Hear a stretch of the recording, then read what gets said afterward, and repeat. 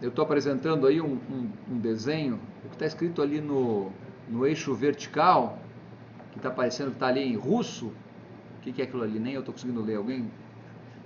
No, o que é a transformação? A transformação do negócio, ótimo. Tá, então eu tenho no eixo vertical a transformação do negócio e no eixo horizontal os benefícios potenciais proporcionados pela utilização de sistemas de informação, tecnologia de informação na organização. Esse desenho aqui vem de um artigo da década de 90 de Venkatraman e Henderson. São dois autores que naquela época estavam muito interessados em compreender o quanto a introdução de novas tecnologias no ambiente organizacional impactavam ou transformavam o próprio negócio. E aí eles perceberam que tinha dois tipos de transformação que podia ser proporcionado pela TI dentro das organizações. Um deles era o que ele classificou dentro do que ele chama de nível evolucionário. Nível evolucionário é algo que vai acontecendo numa escadinha gradual, né? Depois tem outras mudanças, outras transformações do negócio proporcionadas pela TI, que acontecem no que ele chama de níveis revolucionários.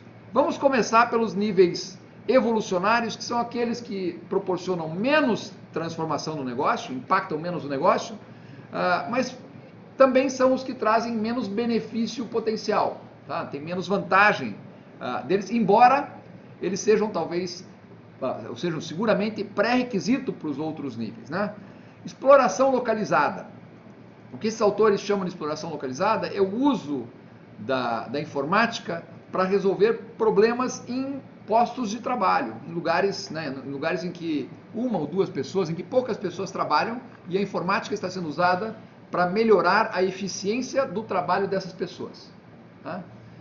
Por que a transformação do negócio é pequena? Porque fora aquelas poucas pessoas que são diretamente afetadas, o resto da empresa e o resto do mundo não chega necessariamente a perceber que houve uma mudança. Não é uma mudança significativa para o todo, é uma mudança importante, né, naquele ponto específico onde a mudança está sendo feita. É uma mudança pontual. Mudanças pontuais envolvendo tecnologia da informação ou envolvendo qualquer outra tecnologia, método, o que quer que seja, em geral elas são relativamente fáceis de se controlar, porque elas envolvem você pensar no quanto vai ser modificada a rotina de poucas pessoas, né? Lembra que no capítulo anterior a gente discutiu aquela tabela maquiavélica em que a gente procurava, maquiavélica não no mau sentido, mas maquiavélica do Maquiavel, o planejador, aquela tabela em que a gente procurava tentar verificar todo mundo que de alguma forma seria afetado por um processo de mudança e verificar que ações seriam necessárias da nossa parte como agentes de mudança para que aquela mudança, para que aquela pessoa, aquele grupo de pessoas contribuísse com a mudança, né? Aquilo lá era necessário se houvessem várias pessoas com perspectivas diferentes, com vantagens e desvantagens a partir da mudança que nós estamos propondo, vantagens e desvantagens percebidas distintas. Quando nós estamos falando de exploração localizada, nós estamos falando de uma pessoa só ou de poucas pessoas que têm necessidades muito próximas umas das outras. Portanto, não existem diferentes perspectivas a serem avaliadas. Se a gente conseguir fazer o nosso trabalho de forma a atender aqueles que são os impactados diretos pela nossa tecnologia, a coisa está resolvida. Quando a tecnologia de informação era usada apenas nesse estágio, né, a gente não precisava mais do que aqueles caras que eram muito bons de resolver o problema técnico de informática. Não precisava entender a organização. Você podia ser tomador de pedido para fazer exploração localizada, né? Porque bastava você chegar lá e perguntar para as pessoas o que você precisa, e você entregava aquilo que ela dizia que precisava, né? Um nível um pouquinho mais complexo de informatização, que já traz um pouco mais de benefícios, mas também tem uma transformação um pouco maior no negócio, é o que eles chamam de integração interna. Integração interna significa você fazer aquelas atividades que já tinham a sua exploração localizada funcionando de uma forma automatizada ou incluindo sistemas de informação como forma de existir, fazer com que essas atividades se passasse a funcionar de uma forma coerente e coordenada com outras atividades também informatizadas, né? Essa integração interna permite, por exemplo, que você, ou leva você a se preocupar em fazer com que o sistema que é usado pelo pessoal de vendas, para indicar as vendas que a empresa está realizando, sirva para alimentar o sistema da produção, porque afinal de contas, se vendas vendeu, a produção vai ter que fazer para que depois a empresa consiga entregar esse produto, tá? Então essa coordenação entre sistemas de diversas partes da empresa é algo que estaria dentro desse escopo da integração interna. Notem que a integração interna já é mais complexo, porque não são mais os interesses e as necessidades específicas de algumas poucas pessoas que têm todas a mesma percepção, a mesma perspectiva do que um sistema deve fazer, né? Notem que a hora que você for integrar o sistema de vendas com o sistema da produção, pode ser que a primeira coisa razoável a fazer aí do ponto de vista do negócio já seja impedir que o vendedor venda algo que a produção não vai ter condições de fabricar no tempo previsto no contrato. O vendedor está vendendo e prometendo entregar na semana que vem, mas na hora que ele tenta colocar esse pedido no sistema, se ele colocasse num sistema que era só de vendas, o sistema ia aceitar. Depois ia ser um inferno lá para que o resto da empresa conseguisse conviver com esse compromisso assumido, né? Mas a partir do momento que eu faço essa integração interna e exijo que o sistema de vendas permita uma venda apenas se houver capacidade produtiva para conseguir produzir e entregar aquilo no tempo que foi acordado com o cliente, pode ser que o profissional de vendas já não fique muito satisfeito, né? Ele vai dizer, pô, vem cá, eu estou fazendo um esforço enorme, a hora que eu convenço o cliente a comprar, vou apertar o botãozinho do sistema aqui para efetivar a venda, e o sistema me diz, lamento, você não pode vender esse produto, né? Esse cara não vai gostar desse sistema. Principalmente se ele for comissionado em função das vendas que ele faz. Ele vai dizer, perdi uma venda, perdi lá os meus 5% de bonificação, tudo por culpa da, sei lá, ou da informática que juntou os sistemas, ou da produção que não consegue produzir aquilo que eu quero vender, né? Notem, tem diferentes perspectivas sendo envolvidas aí, e a gente começa, inclusive como desenvolvedores ou como profissionais da área de informática que está atuando como integradora, nós começamos a ter que agir como psicólogos, sociólogos e todas aquelas outras funções que a gente assume quando a gente está lidando com gente e não com computadores apenas, não com tecnologia apenas. Mas ainda é factível, né? Talvez aqueles profissionais com uma experiência ou com conhecimento puramente técnico já tenham alguma dificuldade. Seguramente vocês aqui com formação em sistemas de informação ainda tiram isso aí de letra, né? Aí a gente sai dos níveis evolucionários e vamos para o que os autores Venkatraman e Henderson chamam de níveis revolucionários. Redesenho dos processos do negócio. O que quer dizer isso? Olha, nós temos tecnologia agora que permite que a gente faça coisas de um jeito diferente. Nós éramos eficientes, a tecnologia anterior permitia que a gente fizesse o melhor possível com aquele processo velho, mas dá para ter um processo diferente, né? Mais inteligente considerando as tecnologias que nós temos hoje.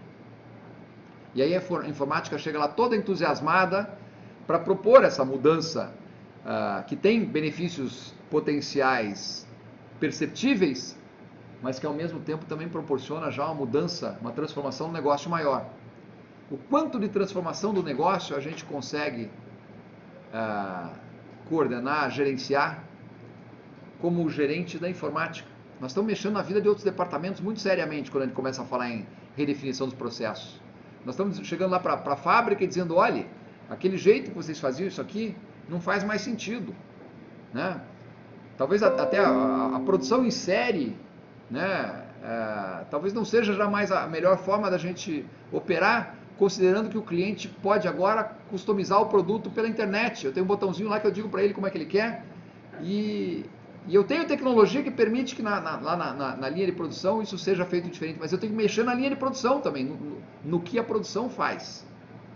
Notem, eu preciso começar a estar cada vez mais respaldado. Quanto mais eu subo aqui, quanto mais eu transformo a organização, menos as mudanças que a tecnologia é capaz de proporcionar, estão apenas nas mãos, ou deve estar apenas nas mãos do gerente de informática, porque ele está mexendo com outras gerências, com outras áreas dentro da empresa.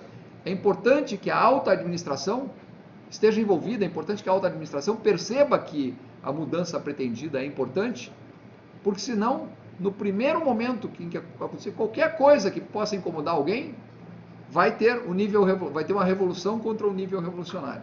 Tá? Níveis revolucionários envolvem grandes mudanças mexem com o estado atual das coisas.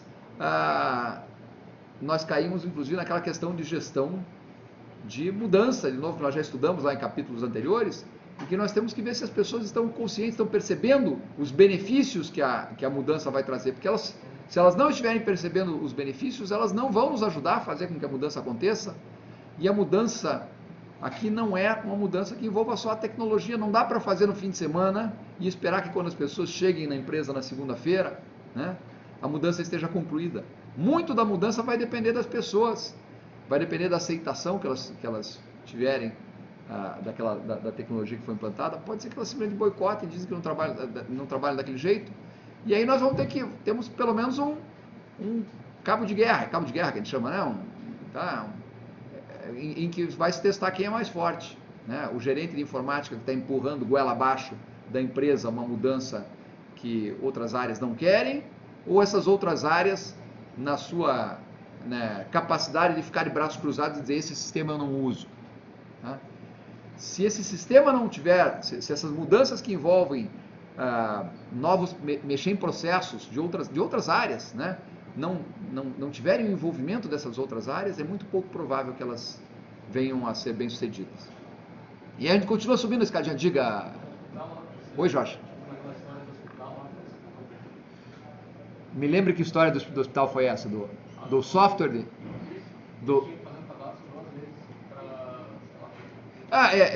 Deve ter sido um exemplo fictício que eu inventei na hora, por isso eu não estou lembrando dele, mas de fato, antes você tinha quando eu tinha exploração localizada num setor lá que é o que faz o primeiro atendimento do paciente quando o paciente chega no hospital. Ele preenche alguns dados ali. Aí depois ele era mandado para uma outra, enfim, fazia-se uma triagem, ele ia para um outro setor. Lá pediam, às vezes perguntavam tudo de novo para ele, preenchiam um outro banco de dados que era exploração localizada. Cada setor estava resolvendo o seu problema individualmente. Se eu agora começo a querer fazer com que isso aí aconteça de uma forma unificada, é provável que existam informações que são importantes para esse segundo departamento, que talvez faça mais sentido pedir já lá no primeiro. Mas aquele funcionário que estava envolvido com a exploração localizada, ela vai dizer: por quê? Então, botaram um novo sistema aqui na minha frente, em que eu tenho que trabalhar mais ao invés de trabalhar menos, né? Ele não está percebendo que o trabalhar mais dele significa tornar a vida do restante do hospital mais simples também, tá? E de qualquer forma, ele trabalhar mais, o gerente da mudança deveria perceber que se ele está criando, se para resolver o problema de muitos ele está criando problema para poucos, ele deveria de alguma forma levar em consideração isso e tentar tornar essa transição, essa mudança mais simples, inclusive para esses poucos, né? Para que eles também percebam benefício na mudança que está se propondo, tá? Mas agora nós estamos falando de coisas mais complexas. Esses níveis revolucionários estão mexendo na essência da empresa. O processo da empresa é o que a empresa faz, né? E o próximo nível agora, rede de negócios. A rede de negócios é quem é responsável pelos processos. Antes eu estava dizendo, eu estou mexendo no processo, mas estou supondo que quem vai continuar a cargo do processo são as mesmas pessoas que antes. Já tem um nível de incômodo, porque eu estou mudando o que as pessoas faziam, né? Mas pelo menos continuam as mesmas pessoas. Quando eu falo em redesenhar a rede de negócios, eu de certa forma estou dizendo: olha, talvez aquelas pessoas ou aqueles departamentos que eram encarregados dessa tarefa, talvez não faça mais sentido que eles sejam os responsáveis por isso, né? Em muitos casos, talvez faça mais sentido terceirizar essa atividade. Qual é o nível de adesão que você vai ter de um departamento a uma mudança em que claramente o objetivo é terceirizar as atividades do departamento? Se as pessoas que trabalham nesse departamento forem minimamente inteligentes, elas vão dizer o quê? Estão terceirizando a minha atividade, significa que eu estou na rua? Bom, para bom entendedor, meia palavra, como é que é a história? Para bom entendedor, meia palavra basta, é isso? Né? Mas até para meio entendedor, meia palavra basta. Não precisa nem ser um entendedor inteiro para perceber que ele está perdendo com isso. Né? E é claro que ele não vai, a princípio, não vai se satisfazer. Por isso é muito difícil fazer esse redesenho de rede de negócios. Ele é traumático dentro da empresa. É traumático por uma empresa ter que, né, fechar um departamento. Porque isso significa demitir gente. E demitir gente vai seguramente transparecer até para os outros que ficaram na empresa. Nós somos um recurso, como qualquer outro. Chamavam a gente de colaborador.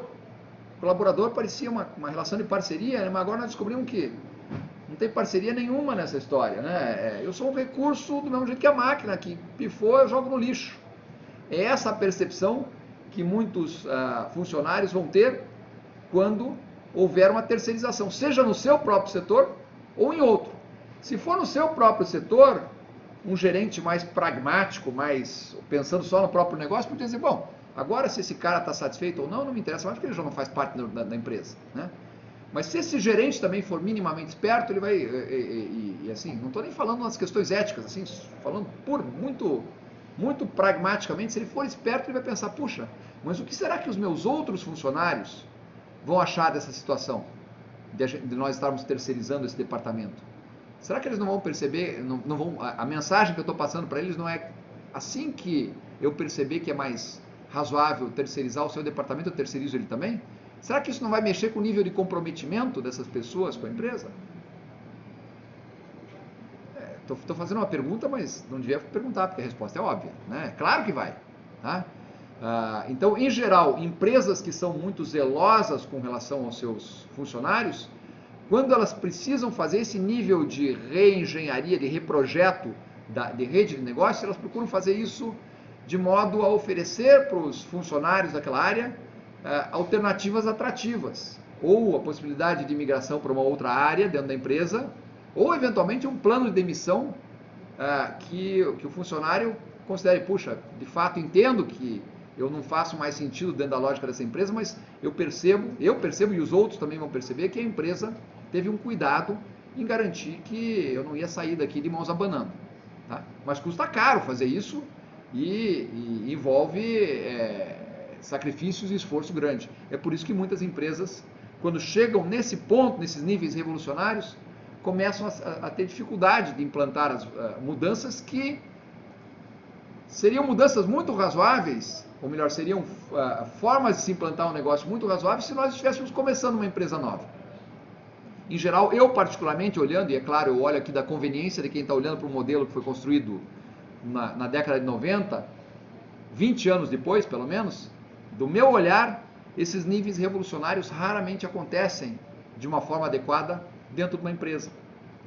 Eles, em geral, acontecem dentro de um setor. Uma outra empresa é criada do zero, percebendo que as empresas que estão naquele setor não conseguem aproveitar o potencial das novas tecnologias. Uma empresa completamente nova surge de uma forma assim meio, que eu chamaria de talibã, né? Guerrilheira. Novas empresas não têm nada a perder. Tá?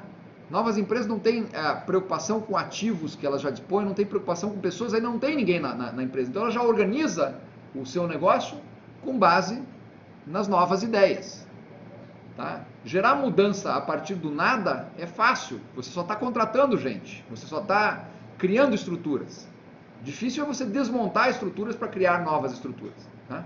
É por isso que eu particularmente não acredito muito na capacidade das empresas realizar esses níveis revolucionários internamente. Esses níveis revolucionários com certeza acontecem num setor, mas muitas vezes eles acontecem num setor por meio de novas empresas que entram para resolver algo que as empresas que estavam lá não conseguem resolver porque elas estão muito presas à sua forma tradicional de funcionar. Tá? Bom, e daí, o que dizer do último estágio do último nível revolucionário, redefinição do escopo do negócio. Redefinição do que faz a empresa. Olha, aquilo que a gente fazia não faz mais sentido. Vamos fazer outras coisas. A Kodak não conseguiu fazer isso. Talvez eles até tenham, em algum momento eles devem ter percebido que o filme fotográfico não fazia mais sentido. Eles até tentaram, provavelmente, redefinir o seu negócio em vários momentos, aí, olha, nós somos uma empresa constituída, nós temos uma série de competências, né? Temos funcionários que sabem fazer um monte de coisa, temos equipamento que permitiria a gente fazer uma série de coisas. Que problemas da sociedade eu consigo resolver com as competências, com as minhas competências e os meus recursos? Eles não conseguiram encontrar isso a tempo, e uma empresa que tinha mais de 100 anos, né, acabou morrendo em função da sua incapacidade de redefinir o escopo, mas talvez antes disso, de redefinir os passos anteriores, a rede de negócios, os processos de negócios, né, é muito difícil para alguém abandonar a sua trajetória de sucesso, porque em geral uma trajetória de sucesso empresarial também envolve uma série de compromissos que vão sendo estabelecidos ao longo do tempo. Compromissos com funcionários, compromissos com clientes da tecnologia atual, compromissos com ativos físicos. A Kodak deveria sentir uma dificuldade enorme em pensar que se ela mudasse o escopo do negócio dela, ou se ela mudasse o produto dela para um produto digital, ela não ia mais precisar de todas as minas de prata que ela tinha ao redor do mundo, né? Deve ser complicado para você tomar esse tipo de decisão. Mudar o que você faz e dizer, bom, e tudo aquilo que eu tinha, todas aquelas propriedades que eu tenho, passam a não ter valor nenhum, porque, né, com prata dá para fazer filme fotográfico e miçanga para vender ali na praça, que é colarzinho de hippie para vender na pracinha ali na frente do Museu Ferroviário, né? Então percebam, notem que de novo é um modelo que parece ser uma escadinha, né? Os autores não falam no texto deles lá especificamente sobre isso aqui sendo escadinha, mas nitidamente não dá para eu fazer integração interna sem ter exploração localizada, tá? Eu até poderia partir para os níveis revolucionários sem ter os níveis evolucionários, provavelmente, mas provavelmente dentro de uma nova empresa pode começar já direto nos níveis revolucionários, tá? Ainda assim ela vai ter que construir os níveis evolucionários internamente, né? Então notem que esses processos, essas coisas também acontecem de alguma forma em escada, né? E de novo, quem começa a subir a escada antes, provavelmente consegue chegar no topo antes.